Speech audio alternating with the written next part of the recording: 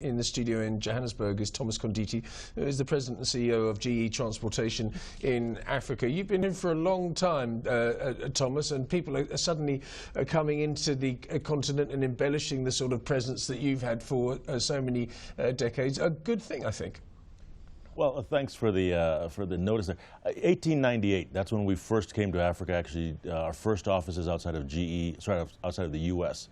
were in South Africa. So we've been here for quite a while. Yeah, indeed. I was reading something from the IMF and Christine Lagarde, who I find a terrifyingly efficient individual, and she said that in 2004 there was $4 trillion worth of debt on the balance sheets of emerging market companies. That has ballooned to 18 trillion, and she sort of sounded a warning for emerging markets and emerging market corporates to be careful and to manage that debt. When it comes to GE, what is your position? Well, you sort of have to take a long-term view on emerging markets. You know, things go through cycles. You've seen commodities, you've seen retail, etc. But if you look at the underlying fundamental need of power, healthcare, water, aviation, you know, even other resources like oil and gas, those are going to be long-term demands that we believe in, and that's why we invest for the long term here. The snippet I've got here says General Electric sees digital revenue tripling to 15 billion by 2020. You've announced new products, partnerships, etc. You mentioned, you sort of hinted at the growth areas, but from your point of view, is it just almost every sector in Africa that's going to do well, whether it be digital, whether it be infrastructure, whether it be energy? Give us a synopsis of what you've seen. Well, you know, the underlying drivers like the minerals, like agriculture, like the middle market and retail growth, those are going to move up and down, I think, as time goes on. But digital is, you know, it's the way we've come over the last 10 to 20 years as a global economy, using the internet and switching things over. It has to be the way we go forward for Africa. Doing things in the analog mode where everything is physical, paper-based, that's just not something that you can support long term. So digital for GE is a big part of the strategy globally as well as for Africa. You know, simple things like taking a locomotive and instead of dispatching it using paper and pencil or boards, you use electronic means that optimize when a locomotive arrives to a location, how much fuel it uses, and even how much time the driver spends in the cab. So these are things that are going to apply to power, they're going to apply to aviation, to healthcare certainly, as well as transportation.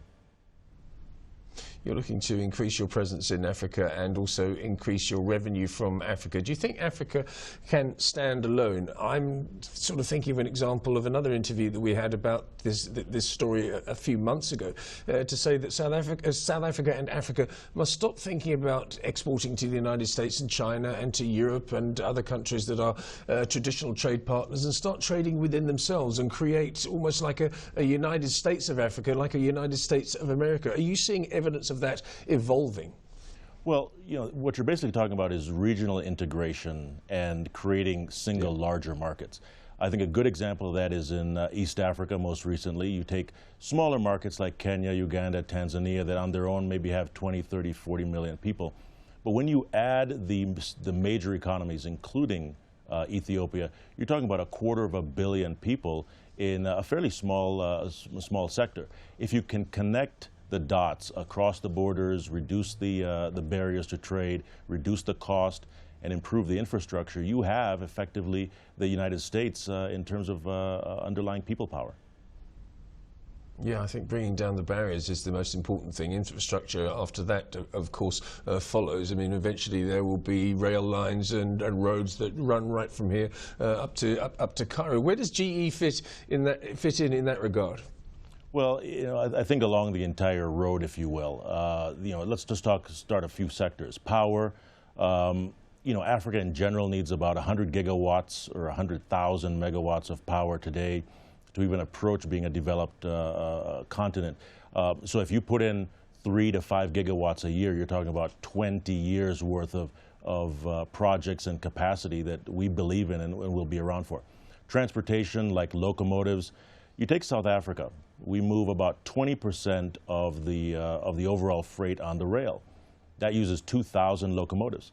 You take a country like Nigeria, 3 times the size of the population, and they only move 0.1% of the freight by rail. So that one's saying that there's a huge unmet and I think untapped demand. And then healthcare. 80% of the population in Africa doesn't have access to adequate or advanced healthcare. So that's a big demand long term. So those are, I think, big areas we're playing in each one of those businesses. Can we go it alone? Lots is being made about the failure of the BRICS recently, and India seems to be a shining star. People seem to be most optimistic about India within that BRIC area. So let's say that India keeps on doing what it's doing. It's just cut interest rates, for example, which I think is a bold step. But if China continues to falter, if Brazil continues to be mired in all sorts of problems with its economy, do you think South Africa and Africa can outperform, or is it inextricably linked to the others? Well, it's definitely linked. There's no secret that the China connection to Africa is significant. But at the same time, the demand in each of the markets can to some extent be met across border. So you look for demand for manufactured goods. You have places like South Africa, Kenya, Nigeria, Ghana, all producing some level of the basic manufactured goods. Some even more advanced, like aircraft components and vehicles. But I think what you still need to do, there still needs to be a political will that says that we will look to our neighbor versus looking across the ocean for those goods. Africa has 60% of the remaining arable land in the world. So agriculture, food should be something that we can feed ourselves with and make money doing it.